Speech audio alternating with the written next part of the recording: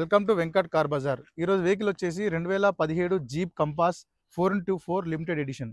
Vehicle యొక్క driver వచ్చేసి 1,44,000 total showroom track and single owner vehicle. Vehicle వచ్చి back side చూసుకోవచ్చు. మనకు Jeep Compass 4x4 limited edition.